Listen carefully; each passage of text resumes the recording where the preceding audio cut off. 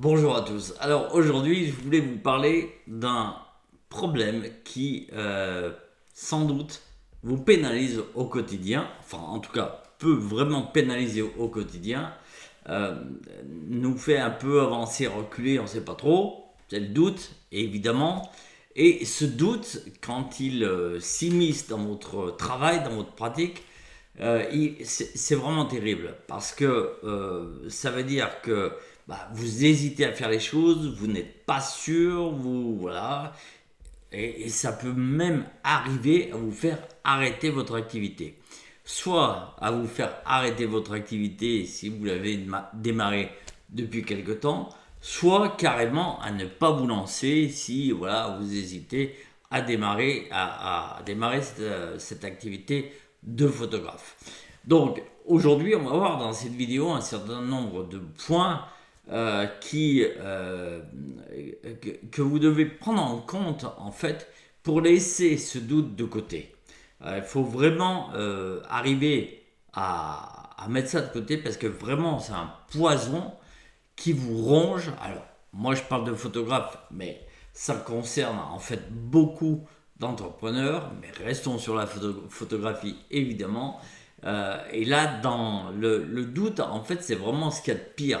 C'est un espèce de poison qui s'immisce comme ça sans qu'on le voit venir et qui finalement, on a l'impression de tourner en boucle et on ne fait pas les choses, soit on ne les fait pas correctement, soit on ne les fait pas avec conviction, soit on ne les fait pas du tout. Donc, voyons les points qui peuvent vraiment vous aider. La première chose qui va vous rassurer, c'est que les entreprises, alors moi je parle de photos d'entreprise, pas de photos pour les particuliers, donc que ce soit mariage, famille, etc.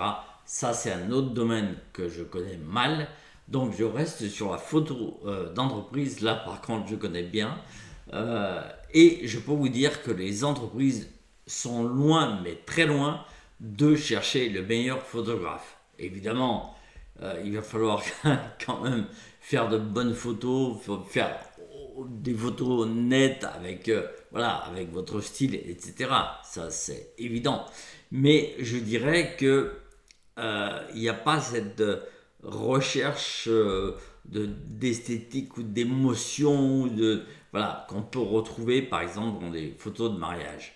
Là, on n'est pas du tout sur ce type de photo. On cherche une photographie qui va documenter, qui va renseigner, qui va vraiment donner de l'information, qui va faire passer un message, soit un message par exemple sur la bonne ambiance bonne ambiance d'une entreprise, sur la qualité de son travail, sur la qualité de ses produits, etc. etc. Bref, enfin un message en tout cas qui est destiné à rassurer en fait le client pour tout simplement qu'il y ait des commandes qui arrivent, qui s'enchaînent, etc., etc., etc.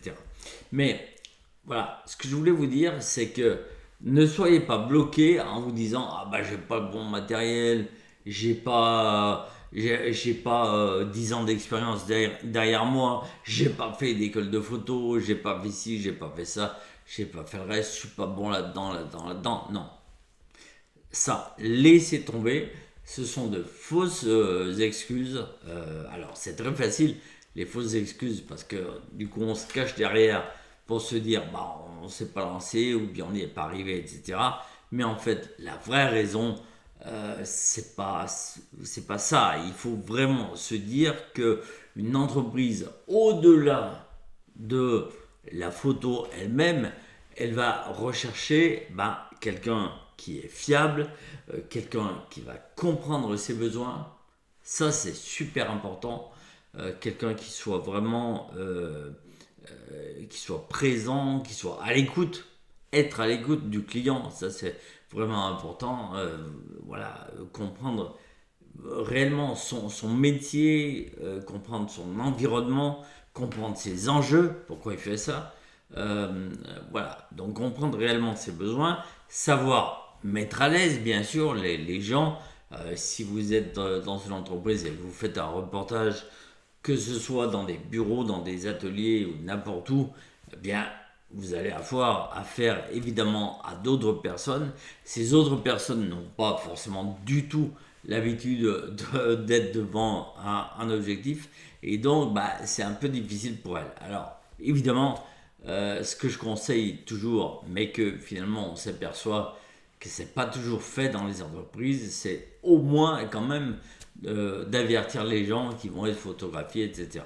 Ou alors qu'il va y avoir un photographe qui va traîner par-ci par-là. Bon, bref, voilà. Donc elles vont rechercher dans quelqu'un de, je disais, de fiable, quelqu'un qui sait mettre à l'aise, quelqu'un qui comprend les besoins, et puis quelqu'un qui, bien sûr, va respecter les délais. Donc ça, c'est vraiment des choses qui sont importantes, presque plus importantes que voilà, le style de photo. Voilà.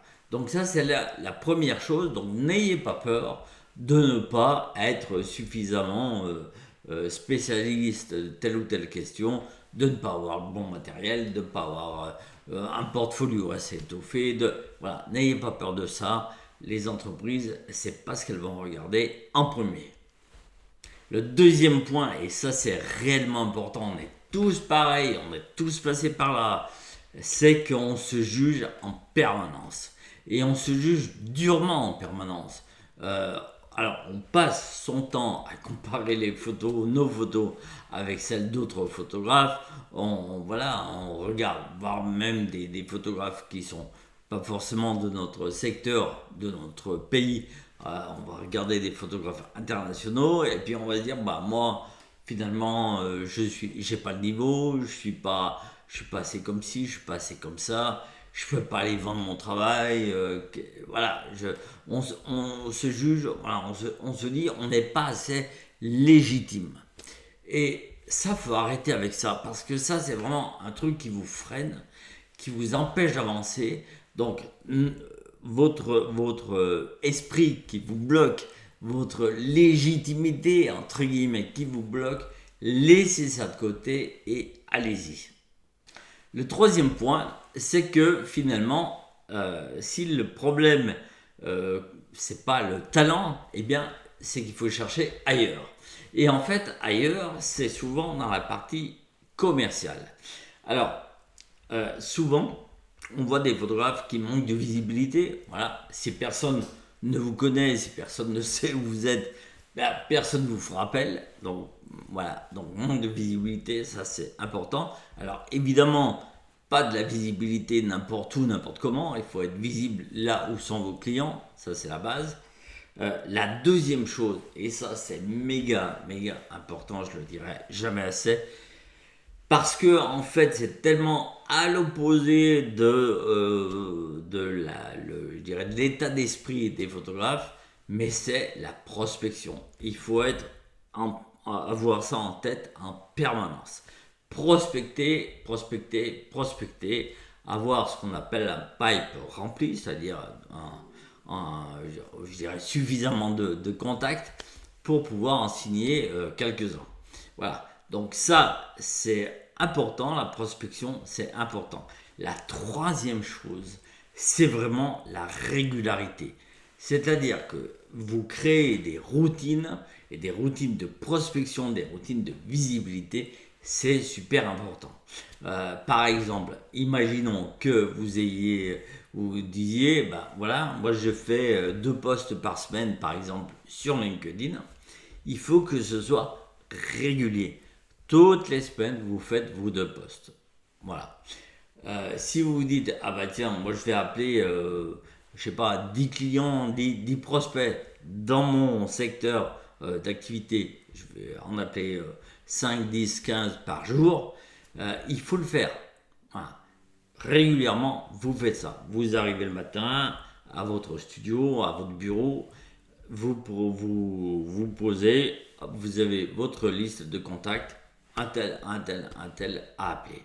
Donc moi ce que je vous conseille c'est d'ailleurs derrière d'avoir un CRM, c'est-à-dire un outil de prospection, un logiciel de prospection qui va vous aider en fait à vous organiser, à planifier tout ça, mais c'est réellement important. Donc la prospection, la régularité de prospection, c'est vraiment super important. La quatrième chose qu'il faut vous dire, c'est que chaque mission vous rend meilleur. Alors, si aujourd'hui vous me dites, bah, je me lance, j'ai pas de portfolio, ou j'ai un portfolio qui est bancal, ou j'ai ci, ou j'ai ça, ok, peut-être. Mais ce qu'il faut vous mettre dans la tête, c'est que plus vous allez photographier chez les clients, bah, plus vous allez constituer évidemment un portfolio et un portfolio qui sera qualitatif parce que vous allez apprendre par exemple quels sont les meilleurs angles, si vous faites de la photographie de produit par exemple là, comment diriger vos lumières, sous quel angle prendre un produit, voilà, quels sont les points vraiment à mettre en avant, etc. etc. Donc, voilà, à chaque fois, vous allez vous améliorer. Voilà, c'est en forgeant qu'on devient forgeron. Ça, c'est quand même le truc de base. Mais c'est réellement vrai. C'est-à-dire que plus vous en faites, ben, meilleur vous serez. Voilà. Donc, n'ayez pas peur. Allez-y. Même si au début, c'est imparfait, on s'en fout de ça. Parce que de toute façon, on a tous débarré. Voilà, on ne savait pas trop. On était un peu hésitant, mais finalement on se lance, on voit que c'est pas si mal, et on recommence après, et ainsi de suite, et ainsi de suite. Et puis au final, ça se passe bien. Et puis au-delà de la photographie, donc ça c'est le cinquième point, au-delà de la photographie, les entreprises, elles achètent une personne, elles achètent un photographe.